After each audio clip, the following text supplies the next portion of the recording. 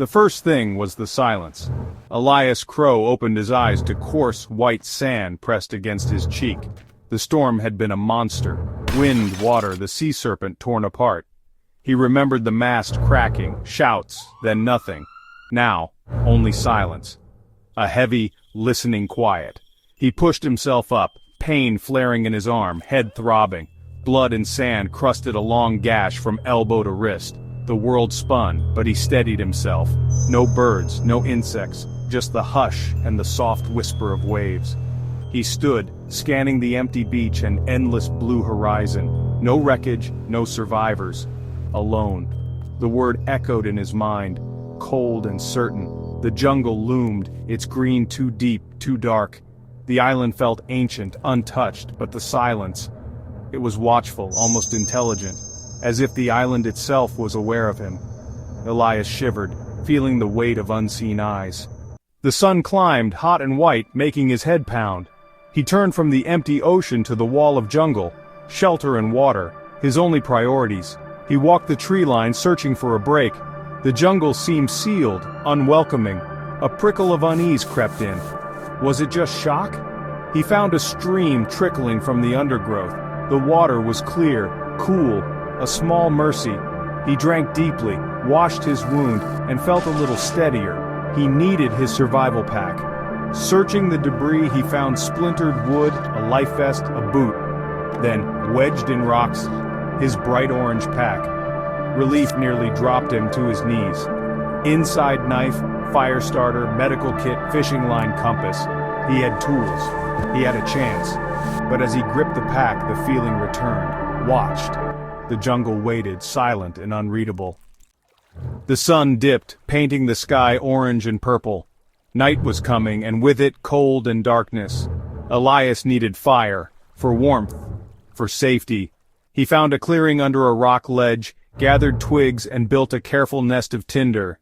His first attempts failed, frustration mounting. He remembered slow is smooth, smooth is fast. A spark caught, a tiny ember glowed, and soon a small fire flickered to life. The warmth chased away the chill, the firelight pushing back the shadows. For the first time, hope flickered. He cleaned and bandaged his arm, ate a protein bar, and listened to the jungle. The silence had changed.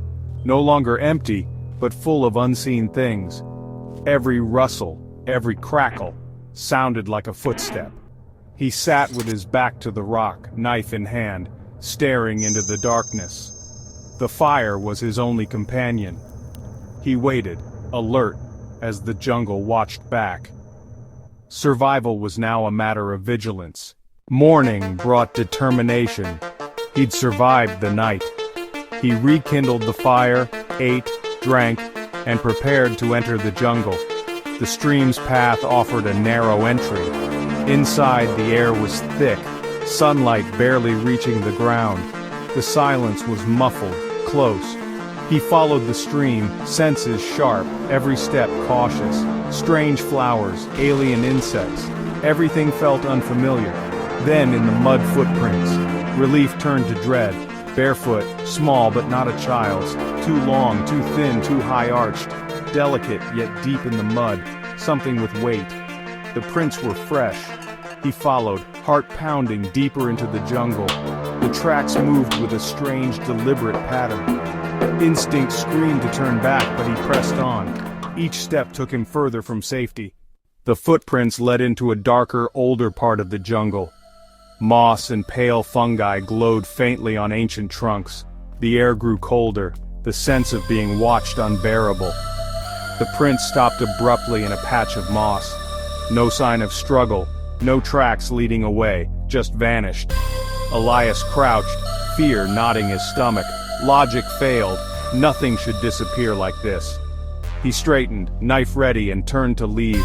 Then he saw it, a shape in the shadows between two banyan trees. Thin, unnaturally tall, perfectly still. Only a silhouette, but wrong, utterly wrong. He froze, unable to speak. The figure watched him, unmoving. Then, from the darkness, a pale, impossibly wide smile appeared, not human. The smile stretched. Then the figure was gone, simply gone.